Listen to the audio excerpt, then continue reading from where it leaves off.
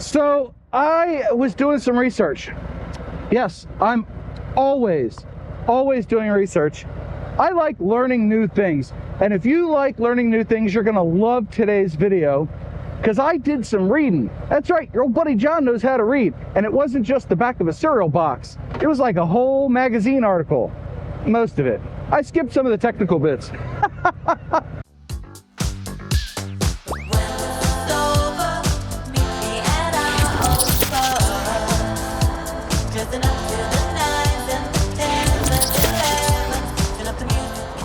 Well, this is certainly out of my routine. The highway is flowing and the back road is not.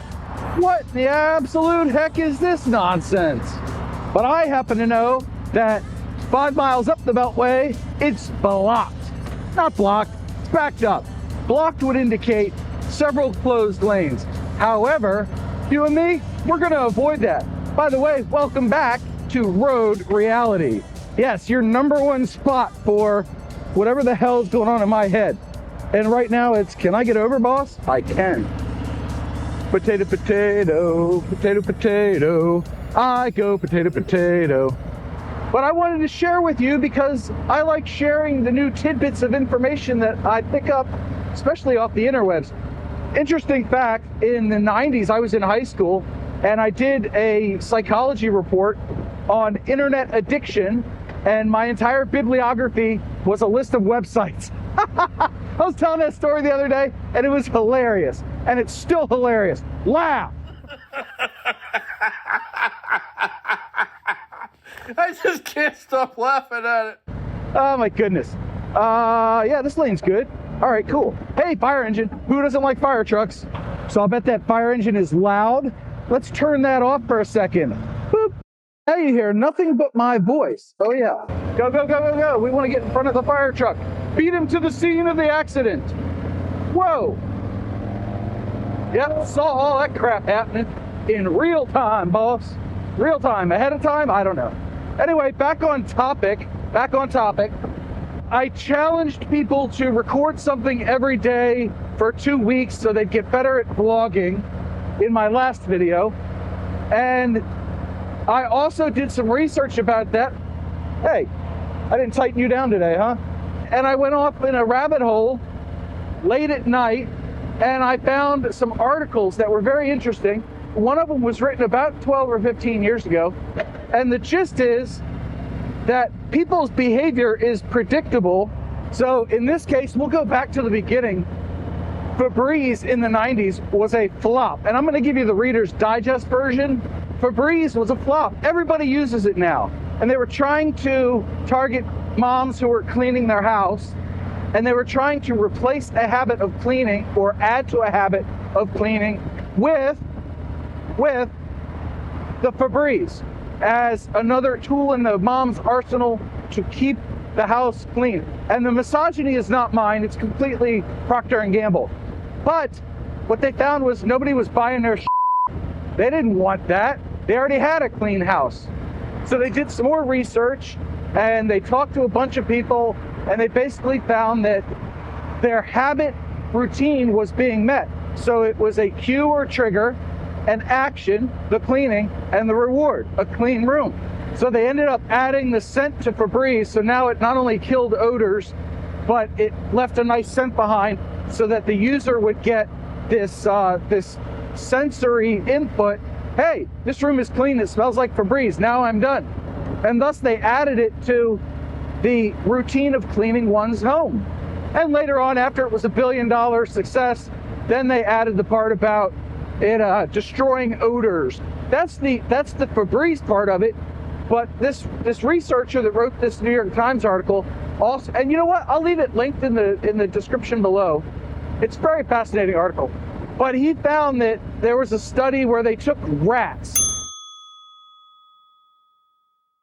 And what the study found was that mice do this thing called chunking, where there are neural pathways developed in the brain, and this happens to mice and humans, that get reinforced by a reward. So in this case, the rats, they were put in a T-shaped maze, and they were given a cue, which is the a loud clicking noise, and that's what indicated to them that they could now go run free. The door was going to open and they could leave their section of the maze.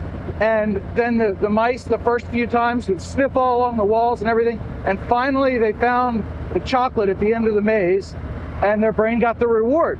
So they had a cue, they had an action, they had a reward. After several times of doing this, they no longer really thought about what they were doing. They just ran to the end of the maze and got the chocolate. So they chunked that whole behavior. Just like I'm going to chunk the next 2 minutes of riding into a little music montage. Enjoy.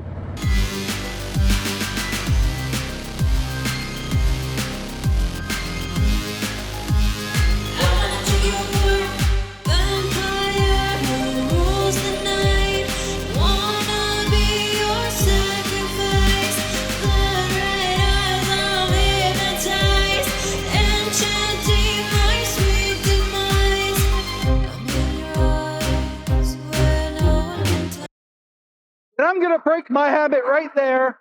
I normally don't vlog at this speed, and this wind noise, but, testing something else. And if you're hearing this, it's working. So stay tuned for more information on that. Yes, I know my videos sound a little bit different now because I'm working on something for you guys, because I like to make my life easier, not more hard. But we're breaking more hard, but we're breaking a habit. And I will tell you about breaking habits momentarily, because all this research started with how to break a habit and how long it takes to form a habit. So after the rats and all that, their chocolate maze, it became apparent to this researcher that things were happening. You get in your car and you drive to work, or you get on your bike and you ride to work, and you don't think about all of the little fine motor actions that you do to stay upright on a bike or between the guardrails in a car. It's the same reason that when you used to drive a car, you used to go through every little step you had to do before you did it, and your body and brain were learning to work together to estimate speeds and distances and all that other stuff.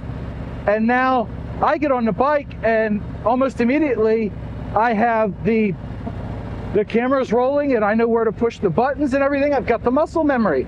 Well, your brain is just a big muscle, and it learns to do things you tell it to do.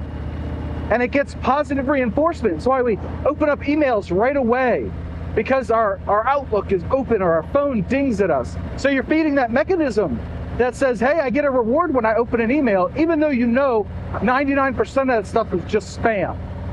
So take that for what it's worth. Oh, and by the way, the habit breaking and making, it's like 66 days to make a habit and like 245 to break a habit. How's our gravel doing today? Hey, not too bad, not too bad.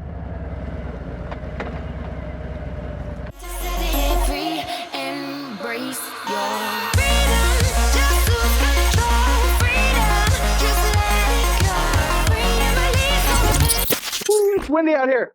Check out the farm equipment. I don't often turn my head while I'm riding down this road, so you're getting a different view today. Look, different view. And if it sounds different, I'm testing out some stuff, so don't mind me. I just put this kind of stuff inside my videos so they gradually get better. You don't even notice the improvements. You just know that you like watching road reality videos better. You're getting your reward, and you're getting your cue when you get the notification. You did click the bell icon, right? And you're subscribed, right? That just dawned on me. And through the magic of video editing, we are in a completely different county now. But how does this apply to motorcycling and motovlogging, you're wondering? Because I always try to tie my stuff back in, right? Well, for the motovlogging aspect of it, I get a lot of satisfaction out of hitting the record button. It instantly changes my mood. I'm ready to go. My brain is working, my lips are moving, good things are happening, I think. And it's not even so much the content that drives that, it's actually just the act of recording. And I don't fully understand that one, but I have made it habit for me. Now every time I get on the bike, the first thing I want to do is go, hey, welcome back to road reality. And I know it's windier than all hell today, but really it's a fascinating thing, because then if you apply it further in the motovlogging, I get an adrenaline rush when a new video drops. I get a new, I wonder how many people are going to like, comment, view, and all that. And it doesn't dissuade me if a video flops. It really doesn't. But it does give me an extra adrenaline boost if one does well, and if it's well received, and that drives the motivation to keep doing it. That's my reward, you know, for having put in the effort to record a video and edit it. How does this apply to motorcycling?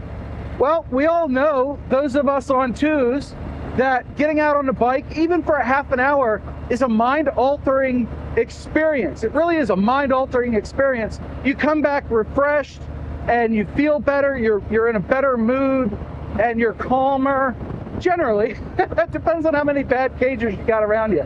But really, it's just a lot of this habit-forming stuff. That's why motorcycles are habit-forming, because you get out on the bike, and you just ride, you relax, and you come back, and you're like, yeah, I'm ready to tackle the rest of my day.